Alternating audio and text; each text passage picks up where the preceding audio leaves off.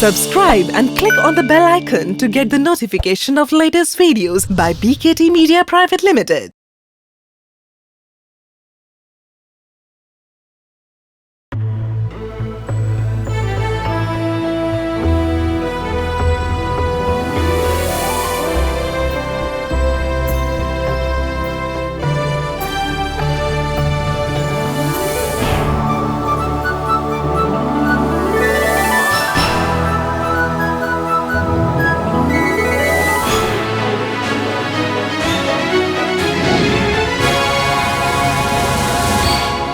Big Business Ideas. सैकड़ों दर्दमंद मिलते हैं, काम के लोग चंद मिलते हैं, और जब आती है कोई भी मुसीबत तो सबके दरवाजे बंद मिलते हैं। लेकिन एक दरवाजा है जो आपके व्यवसाय के लिए हमेशा खुला है, और उस दरवाजे की दरबान आपके सामने खड़ी है। मैं हूं आपके साथ Shilpa Bhavna and you are watching one of the exceptional business programmes big business ideas powered by Tap Fox beyond socialising.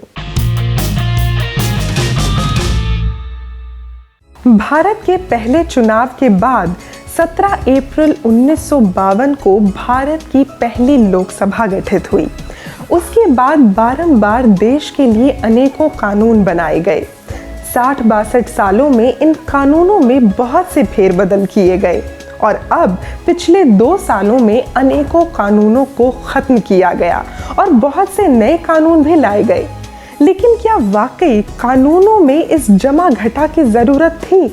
चलिए समझने की कोशिश करते हैं। हमेशा की तरह हमारे स्टूडियो में आ रहे हैं the author of the business books, the philanthropist, the big business expert mister Sunil Kumar Gupta. नमस्कार सर, बहुत बहुत स्वागत है आपका। जी आइए प्लीज। सुनील जी, नई सरकार आई है और नई सरकार के आने के बाद बहुत सारी चीज़ें हमें बदलती हुई कुछ नज़र आ रही हैं। आपसे हम ज़रूर जानना चाहेंगे कि हमारे देश में अनेकों कानून बनते हैं, बहुत सारे एक्ट्स होते हैं जिन्हें पास किया जाता है।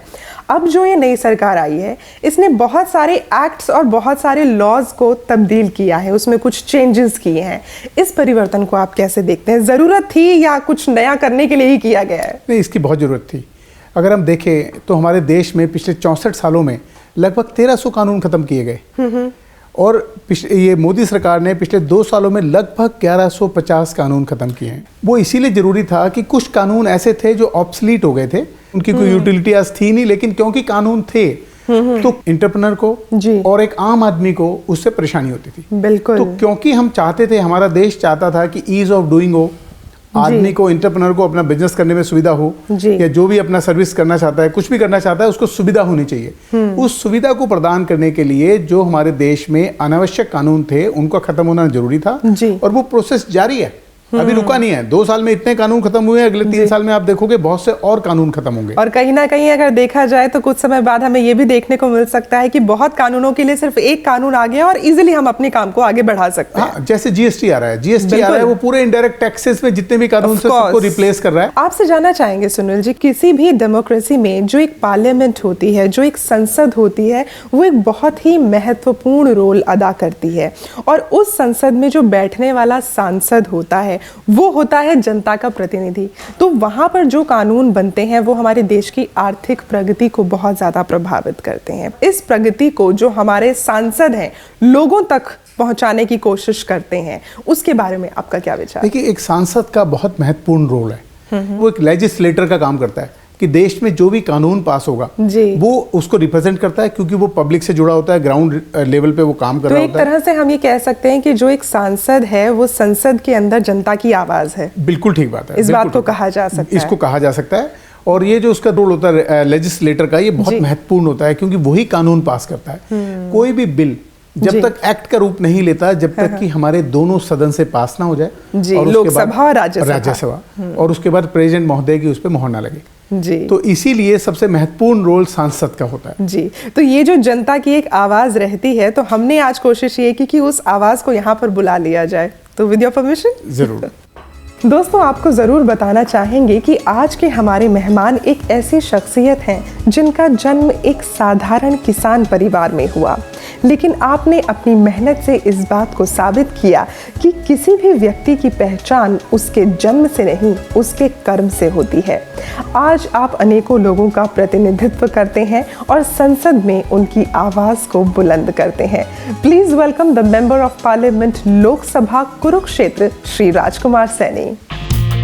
नमस्कार सर, बहुत बहुत स्वागत है आपका। नमस्कार। आइए सर, प्लीज़। सर, सबसे पहले तो एक ही चीज़ मैं आपसे जानना चाहूँगी कि जन्म आपका किसान परिवार में हुआ है, उसके बाद आपने व्यवसाय को भी अपनाया और आज आप एक समाज के, मैं कह सकती हूँ कि कार्यकर्ता हैं, क्योंकि उनकी आवाज़ बनकर आप संसद तक पहुँचते हैं। कैसा रहा ये सफ़र और शुरुआत कैसे हुई? बस मैं इतना कह सकता हूँ, लाइफ भर इंसान सिर्फ सोचता ना रहे, अगर कुछ कर गुजरने की तमन्ना है तो एक्शन किया जाए। इसी बात को लेकर के जब बचपन में होश संभाला जी, तो बहुत जल्दी पिता का साया सर से उठ गया और एक लैंडलेस परिवार में पैदा होने के बाद जो मुश्किलें एक गरीब व्यक्ति के जी, परिवार को झेलनी पड़ती हैं, उसके प्रति तो हम सबको ज्ञान है। लेकिन उन मुसीबतों से निकल करके लोगों का सहारा बनना बहुत मुश्किल है। ये एक ऊपर वाले की दया दृष्टि और अपनी लक्ष्य और अपनी आकांक्षा के ऊपर डिपेंड करती है। जी, 81 के अंदर हमने आड़त की दुकान की तो लिटरली हमारे पास 3000 रुपये थे। और उससे पहले जब हमने ट्रैक्टर की मशीनरी खरीद ली सारी, तो उस 3000 रुपये से हमने आड़त की दुकान स्टार्ट की। जी, फिर इससे पैसे ले, फिर इससे पैसे ले, फिर इससे पैसे ले, उधार। हमारा रिकॉर्ड अच्छा रहा तो लोगों से पैसे इकट्ठे करके हमने जैसे जैसे फंडिंग की जाती है आड़त की दुकान पे एडवांस किया जाता है जी, और एक वर्ष में हमारा बिजनेस इतना हो गया कि हमें यमुनानगर का जो सबसे बड़ा स्टार्च मिल था उसकी खरीद हमें दुकान पे मिली और पूरे एरिया की मूंगफली और मक्की फिर हमारे थ्रू खरीदी गई। जी, बस वो समझ लो अपना स्टार्ट था, जी, बिजनेस का वहाँ से स्टार्ट था।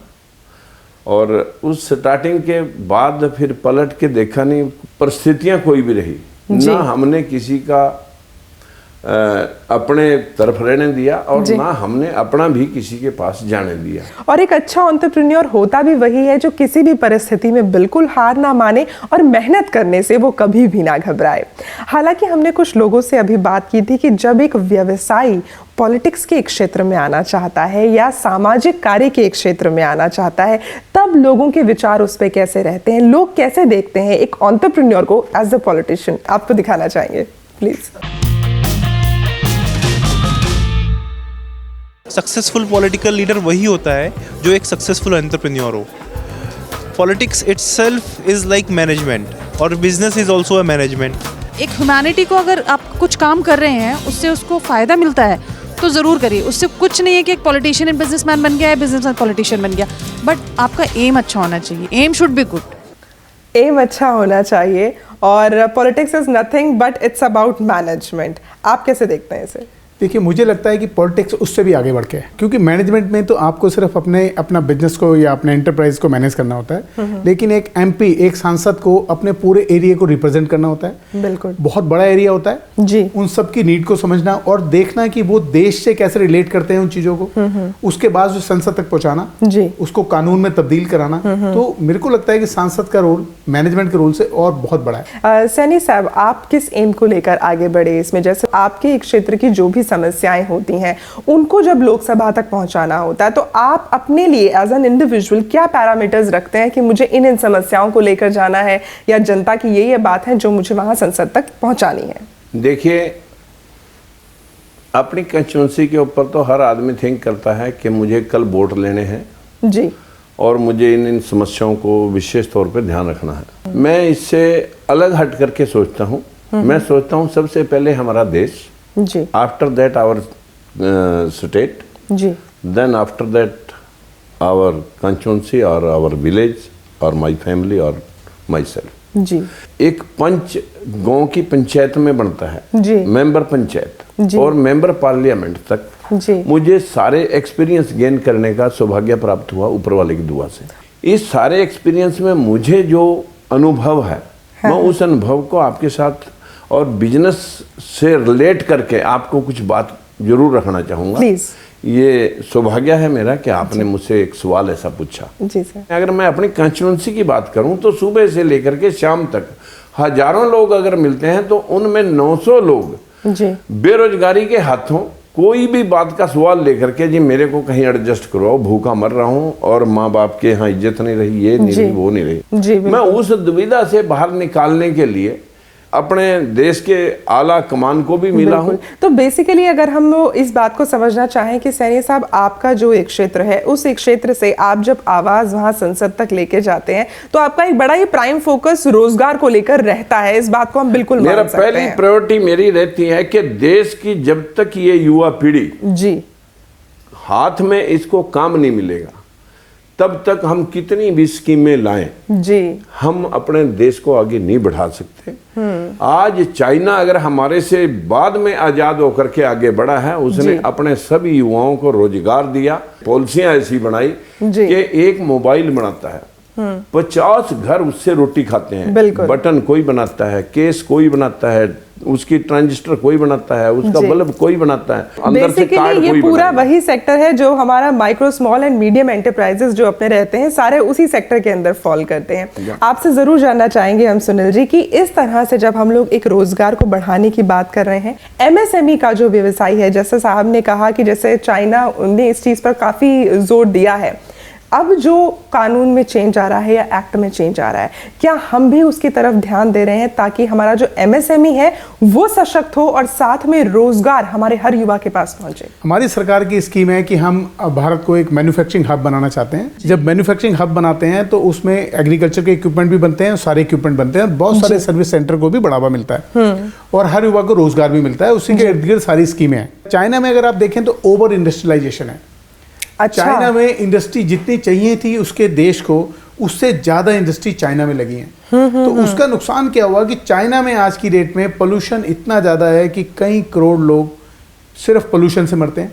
ओके। और इंडस्ट्रियलाइजेशन ज्यादा होने के कारण क्या हुआ कि ज्यादा माल उत्पादन होने लगा, तो जो जिसने उत्पादन किया उसको उसकी वैल्यू नहीं मिलती। लेकिन हमारे देश में जो पॉलिसी बन रही है उसमें बहुत विशेष बात है कि हमारे जो माननीय मोदी जी हैं, उन्होंने एक बड़ा अच्छा नारा दिया कि जब आप मेक इन इंडिया करेंगे तो जीरो डिफेक्ट जीरो इफेक्ट भी देखेंगे कि जो भी कुछ बनाएं उसमें डिफेक्ट भी ना हो और पोल्यूशन भी ना हो, एनवायरनमेंट को नुकसान भी ना हो। तो कानून जो बनते हैं संसद में या उसमें जो तब्दीली आती है या जो एक्ट पास होते हैं, उसकी जानकारी लोगों तक शायद पूरी तरह से नहीं पहुंच पाती। मैं सबसे पहले तो एक बात कहूँगा कि अपने देश में लगभग 60 वर्ष के बाद एक कुशल नेतृत्व के हाथ में हमारा देश आया है जो प्रैक्टिकल है।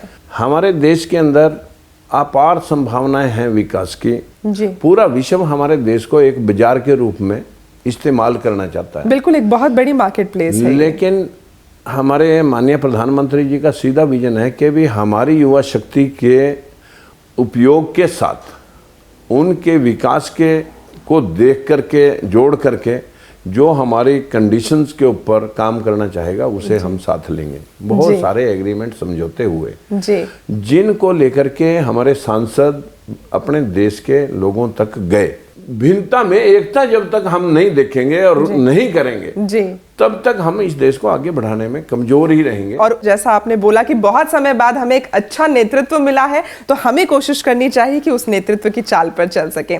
फिलहाल हम लोग एक छोटा सा ब्रेक ले रहे हैं और ब्रेक के बाद हम लोग आपको बताएंगे कि किस तरह से अगर आप अपने किसी बिजनेस को और आगे लेकर जाना चाहते हैं तो क्या कर सकते हैं और हमारे देश में इंडस्ट्री का आने वाला भविष्य आपके लिए क्या कह रहा है। देखते रहिए बिग बिजनेस आइडियाज।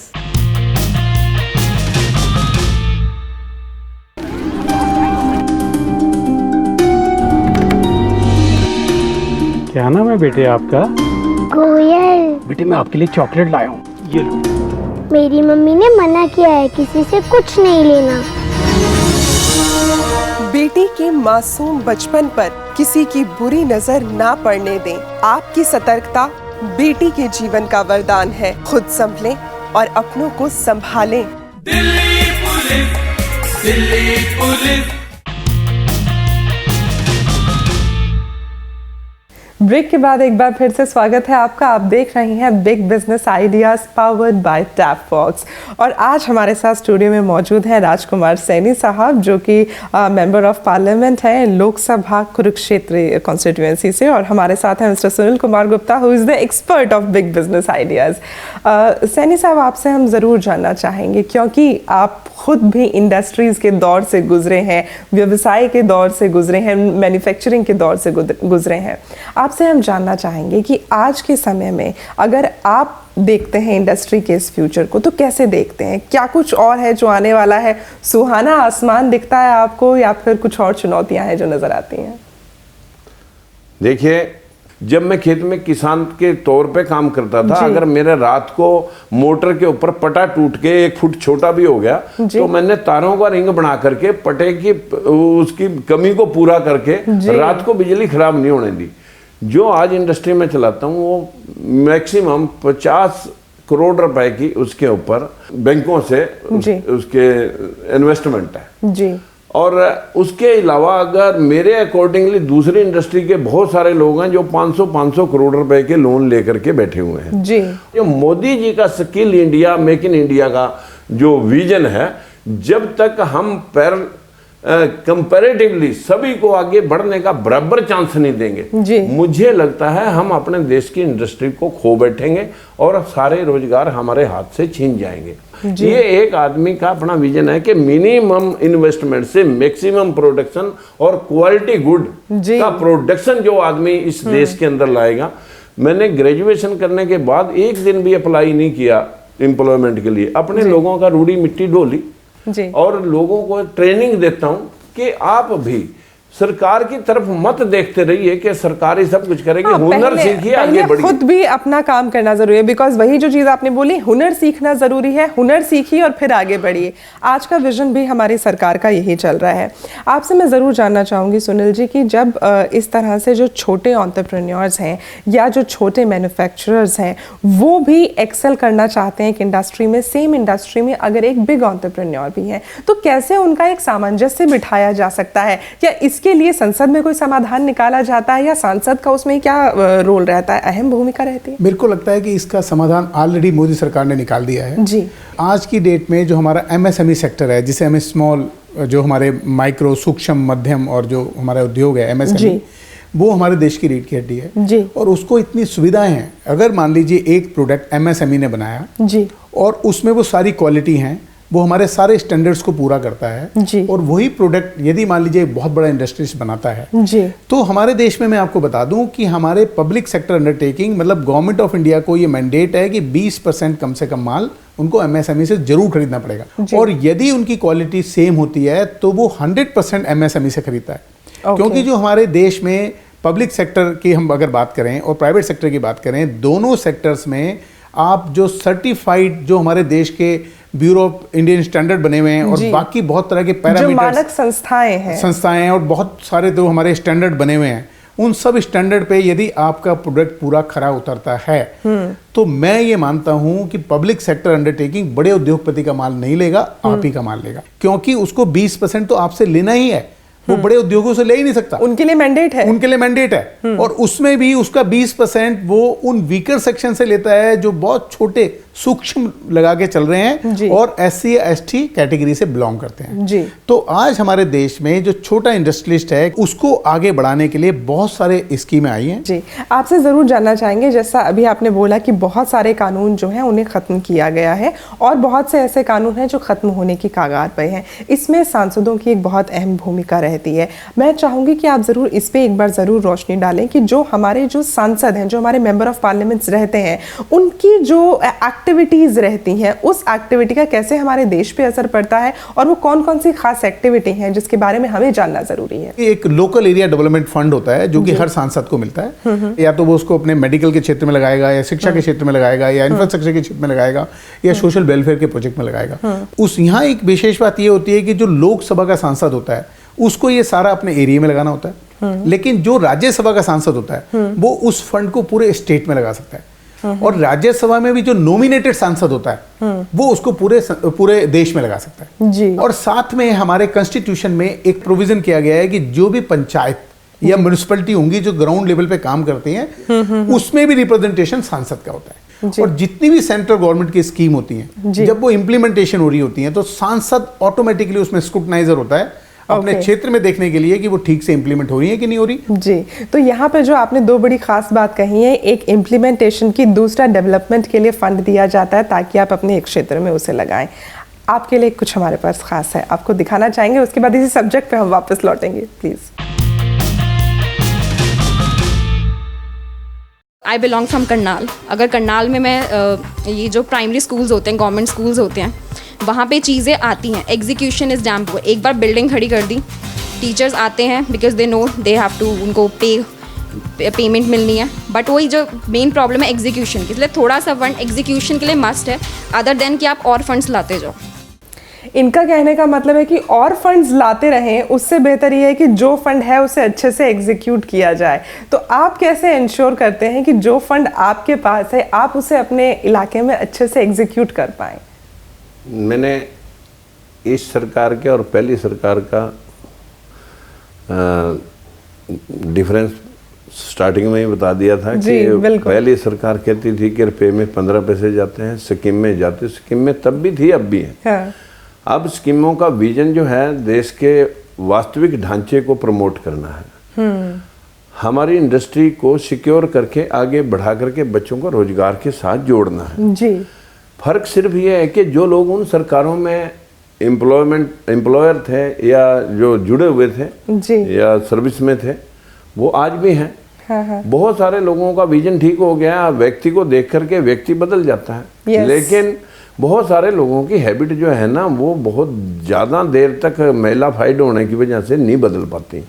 लेकिन आज देश की पूरा हमारा एक नेशनलाइज सिस्टम ऐसा बनता जा रहा है कि ये बात तो आज तक 2 वर्ष में आपको नहीं मिली कि कोई बड़ा स्कैंडल सामने आ गया हो, नहीं तो हर रोज नित नए स्कैंडल आते थे। लेकिन जो जरूरत है, जैसे हमारे एक्सपर्ट साहब कह रहे थे कि हमारी इंडस्ट्री का फ्यूचर बड़ा ब्राइट है। बड़ा ब्राइट इसलिए है कि हमारे पास विश्व का सबसे बड़ा बाजार है। बिल्कुल, सारे लोग, सारा विश्व इसमें घुसना चाहता है, लेकिन अगर हमारी कंसेंट के बिना इसमें घुस गया तो हमारी इंडस्ट्री डिस्टर्ब हो सकती है। आज चूंकि मैं इंडस्ट्री चला रहा हूँ, आज हिंदुस्तान का जो इंफ्रास्ट्रक्चर उद्योग है स्टील, जिसके ऊपर पूरा देश खड़ा है, पूरा विश्व खड़ा है। हमारे देश में पर कैपिटा कंजम्पशन है 300 केजी, चाइना की पर कैपिटा कंजम्पशन है 1100 केजी। हमें जब तक इसको इंक्रीज नहीं करेंगे, आज इंडस्ट्री से बने हुए सामान के बाजार भरे पड़े, बाइंग पावर हमारी है नहीं। हमने बाइंग पावर जब तक हम बच्चों को रोजगार ना दे दें, सीधा एक मूल मंत्र है। बिल्कुल, तो हम पूरी ये उम्मीद करते हैं कि आपका ये जो मूल मंत्र है ये हमारे कार्यक्रम के माध्यम से जनता तक भी पहुंचे, सरकार तक भी पहुंचे और सब लोग मिलकर इसका एक निचोड़ निकाल सकें। फिलहाल हम एक छोटा सा ब्रेक ले रहे हैं, ब्रेक के बाद जवाब देंगे उन सवालों के जो आपने हम तक पहुंचाए हैं। Stay tuned.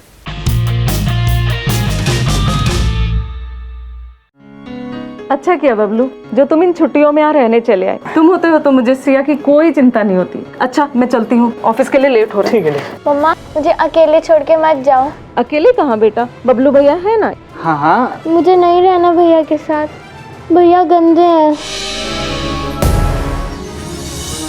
बेटी की सुरक्षा के लिए परिचितों या रिश्तेदारों पर भी सोच समझकर भरोसा करें। Delhi police, Delhi police. एक बार फिर से स्वागत है आपका और अब वक्त है आपके सवालों के जवाब देने का। तो पहले मेल के सवाल ले लेते हैं। सुदेश जी हैं जमशेदपुर से, आप योगा सिखाते हैं, तो आप ये जानना चाहते हैं कि इनकी जो योगा क्लासेस हैं उससे जो इन्हें इनकम मिलती है, क्या उसके लिए इनकम टैक्स के प्रोविजन एप्लीकेबल होते हैं? देखिए, यदि आप योगा सिखा रहे हैं और इंडिविजुअल कैपेसिटी में दिखा रहे हैं और कोई पैसा चार्ज कर रहे हैं तो उस पे होने वाली इनकम को आपको टैक्स लगेगा। लेकिन यदि आप अपनी एक सोसाइटी या ट्रस्ट बना लेते हैं और उसको इनकम टैक्स में रजिस्ट्रेशन करा लेते हैं सेक्शन 12A में, तो योगा क्योंकि सेक्शन 11 में फॉल करता है आप, तो आपको उसमें फिर सोसाइटी या ट्रस्ट बनाने के बाद जो भी योगा क्लासेस लेने से आपकी इनकम होगी वो एग्जाम्प्ट कैटेगरी में आ जाएगी। हेलो, मेरा नाम सुमन गुप्ता है, मैं दिल्ली से हूँ। मैं एक कंपनी में डायरेक्टर हूँ। कंपनी का इंपोर्ट एक्सपोर्ट कोड कंपनी के पैन पे ना होकर मेरे पैन पर है। अब मैं उसको ऑनलाइन एडिट करने की कोशिश करती हूँ, बट ऑनलाइन एडिट करने पे वो एरर देता है कि आपका डेटा मिसमैच है। कृपया बताएं मैं क्या करूँ। सुमन जी, जो आपने पहला लिया इंपोर्टर एक्सपोर्टर कोड वो गलत ले लिया। वो आपको कंपनी के पैन पे लेना चाहिए था, आपने अपने इंडिविजुअल पैन पे ले लिया। अब वो रेक्टिफाई नहीं हो सकता। इसका सोल्यूशन ये है कि इसका तरीका ये है कि आप दूसरा इंपोर्ट आईईसी कोड ले लें कंपनी के पैन पे। जब वो आपको मिल जाए तो आप इसको वापस सरेंडर कर दें। सैनी साहब, जाने से पहले ज़रूर आपसे हम ये जानना चाहेंगे कि जो हमारे देश का पूरा एक ये व्यवसायी वर्ग है उसको आप क्या संदेश देना चाहेंगे? जो हमारे प्राइवेट एंटरप्राइजेज कमेटी है उस कमेटी का मैं मेंबर हूँ और एमएसएमई के लगभग सैकड़ों यूनिट में खुद विजिट कर चुका हूँ जी। स्थिति अपने देश की पहले से बेहतर हुई है। स्कीमों को हमें जान डालने की और ज़रूरत है, बहुत सुधार की लोड़ है। दूसरी हमारे देश की जो विल है काम करने की जी, वो बहुत कम है, क्योंकि जापान का 1 आदमी, चाइना के 9 आदमी, हिंदुस्तान के 21 आदमी एक बराबर प्रोडक्शन करते हैं। हमें अंतर्राष्ट्रीय बाजार में खड़े होने के लिए बहुत विल की जरूरत है। इसलिए हमारे देश में चाहे कोई सर्विसमैन है, चाहे कोई एम्प्लॉय है, एम्प्लॉयर है, जब तक हमारी विल अच्छी नहीं होगी, जैसे हमारे मोदी जी की विल है, अगर हम सब विल के साथ काम करेंगे तो देश एकदम आगे बढ़ेगा। तो दृढ़ निश्चय होना जरूरी है और वो निश्चय हम सभी लोगों को मिलकर बनाना होगा। और मैं आपको बता दूं सैनी साहब, अब जो है एक बड़ा ही खास सेगमेंट रहता है हमारे अतिथि के लिए, क्योंकि एक रैपिड फायर राउंड होता है। इसको मैं कहती हूँ शिल्पा भावना स्पेशल। बताऊंगी आपको इसके बारे में, लेकिन उससे पहले हमारे सभी उद्यमियों के लिए आपका आज का बिजनेस मंत्र। मैं ये कहना चाहूँगा कि यदि आप चाहते हैं आपका राष्ट्र बदले तो आपको खुद बदलना होगा, क्योंकि जब आप खुद बदलते हैं जब भी आप और बुद्धिमान होते हैं जी, जब भी आप और सशक्त होते हैं, और जब आप अपने आप को बार बार बदलते हैं परिस्थितियों के हिसाब से तो आप और बड़े एक्सपर्ट बनते हैं। मतलब शुरुआत हमें खुद से करनी होगी, उसके बाद हम किसी और के साथ की उम्मीद कर सकते हैं। एकदम क्लियर कट, किसी की खामियां मत देखो, अपने आप को बदलो। बिल्कुल। और सैनी साहब, जैसा कि मैं जिक्र कर रही थी कि ये जो शिल्पा भावना स्पेशल राउंड है, रैपिड फायर है, ये तैयार है? यस। पहला सवाल, एक अच्छा व्यवसायी अच्छा कार्यकर्ता बनता है, सही या गलत? बिल्कुल एकदम सही, क्योंकि भावना अगर अच्छी होगी तो कार्यकर्ता अच्छा ही बन जाएगा। बिजनेस और पॉलिटिक्स में कोई एक समानता आप हमें बताएं। देखिए, मुझे तो दोनों सिमिलर ग्राउंड लगते हैं। जो अच्छा प्रबंधन है वो देश का भी प्रबंधन होता है और इंडस्ट्री का भी प्रबंधन होता है, मैनेजमेंट है वो एक दोनों का सिमिलर है। उसमें सिर्फ ये है कि वहाँ पारिवारिक और अपने बिजनेस के लिए देखा जाता है, यहाँ देश के लिए देखा जाता है। तो मैनेजमेंट उन दोनों में सिमिलर है। एक एमपी के काम पर मीडिया का चेक होना चाहिए या जनता का? चेक मीडिया का जो है आजकल थोड़ा सा मेलाफाइड होता जा रहा है, इसलिए मैं कहूँगा मीडिया किसी चीज़ को बढ़ा के और घटा के भी दिखा सकता है। तो मीडिया का चेक आप नहीं मानते, लेकिन जनता का चेक आप मानते हैं, वो तो जरूरी है। जनता का चेक हम मानते हैं, वो जरूरी है।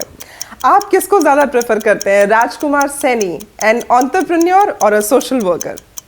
मैं लाइफ वर्क सोशल वर्किंग की है जी। बिजनेस तो मैंने अपने परिवार के एस्टेब्लिश होने के लिए खड़ा किया, और जो उसी सेवा भाव से मैं समाज के सेवा भाव में अपनी ज़्यादा खुशी अनुभूति समझता हूँ कि जब इंतकाल होते हैं, इंडस्ट्री और मकानों के इंतकाल तो अगले दिन हो जाते हैं, सेवा भाव खड़ा रहता है। ब्यूटीफुल। और हमारी पूरी ये उम्मीद है कि जिस तरह से आपने अपना बिजनेस एस्टैब्लिश किया है उसी तरह से आप पूरे देश को भी एस्टैब्लिश करें। Thank you so much for coming here. और बिग बिजनेस आइडियाज की तरफ से आपके लिए ये छोटा सा गिफ्ट है। Thank you so much for coming here.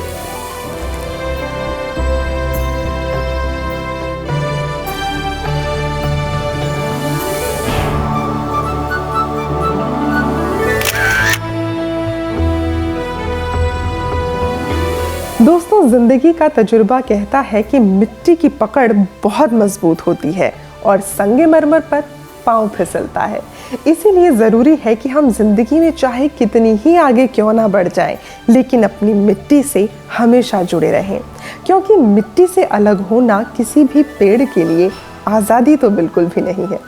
आज के लिए शिल्पा भावना को दीजिए इजाजत, अगली बार फिर होगी आपसे मुलाकात in your favourite show. Thank you so much. जय हिंद। Big business ideas.